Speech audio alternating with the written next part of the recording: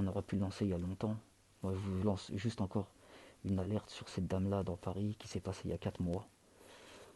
Donc j'ai toutes les infos, le nom, le prénom, l'appartement, l'endroit exact où elle est, qui l'a mis là-dedans, pour combien, qui est au courant, qui n'est pas au courant.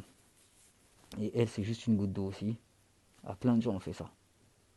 On fouille autour d'eux, on cherche, il n'y a pas de famille. Elle est vieille, elle n'arrive plus à payer son loyer, elle oublie de faire les chèques, elle oublie d'aller faire des courses. Bien sûr qu'il faut s'occuper d'elle. Bien sûr qu'il faut la mettre dans un endroit adapté pour. Mais il faut un tuteur légal.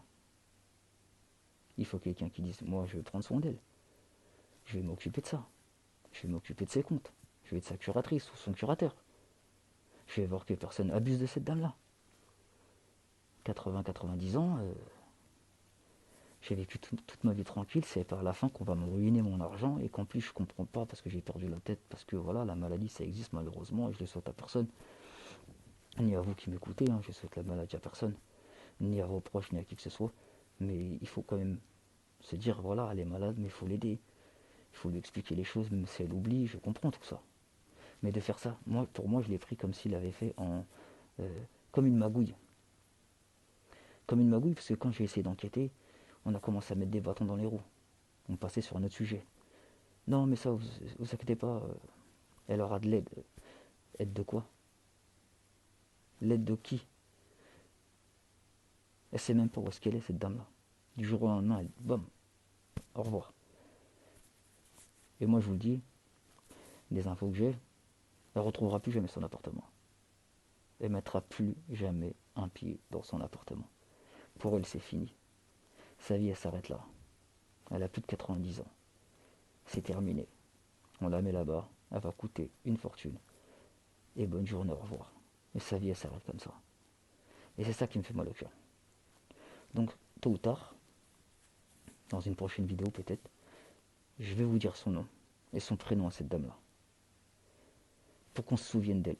Pour qu'on se souvienne de cette dame. Je veux pas qu'elle parte comme ça dans l'anonymat. C'est malheureux, mais cette dame-là, ça me fait mal au cœur. Je la connais pas, personnellement. Euh, et souvent, je pense à elle. Et moi aussi, j'ai une mère. Et jamais je la laisserai dans un EHPAD. Qu'elle soit malade, ou ce que vous voulez. Jamais, jamais, jamais. J'ai eu trop de mauvaises expériences. Et je le répète. Et je vous le dis, je ne généralise pas. Il y a des aides-soignants extraordinaires. Il y a des médecins extraordinaires. Il y a des infirmiers, des infirmières extraordinaires. J'en ai connu des avec un cœur phénoménal dans les réanimations, dans les soins palliatifs, à l'EFS, dans les labos. Partout où j'oublie, j'espère ne pas avoir oublié personne. J'en ai trouvé des tellement gentils qui se faisaient manger.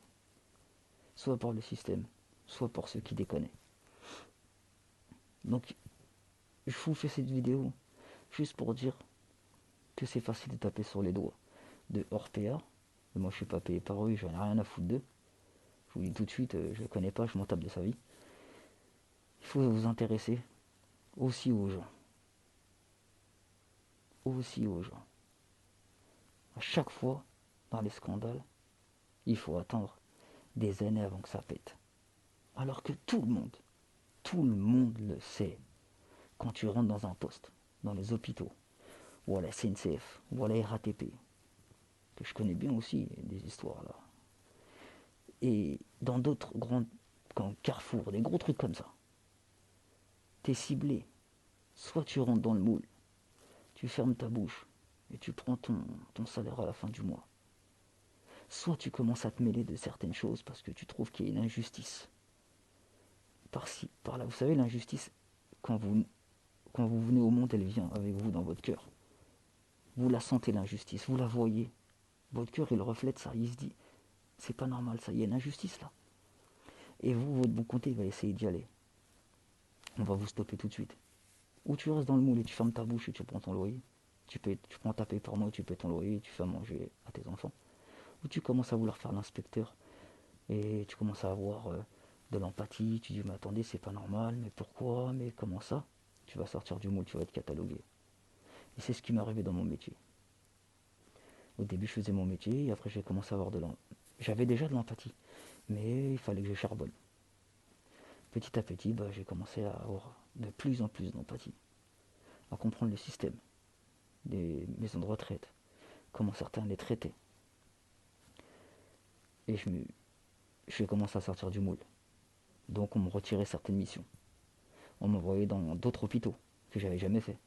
Hôpital de Marne-la-Vallée, par exemple, où j'avais commencé à y aller vers la fin. C'était super loin d'ailleurs. C'est un très bel hôpital. Des gens sympas.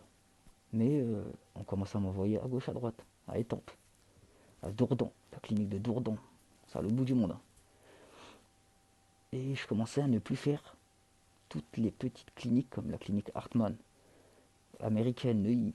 Petite clinique où, et c'est souvent le soir, vous savez, toutes les injustices que j'ai vues, ou les mauvais comportements de certains aides-soignants, ou d'infirmières, ou de qui vous voulez, ou même de médecins, hein. Médecin qu'on a rien à foutre. Qui vient, oui, bonjour, c'est pourquoi, ok, bah, ok, ok, on va vous préparer. Le mec, il a même pas le temps de parler avec toi. Vous avez ramené votre carte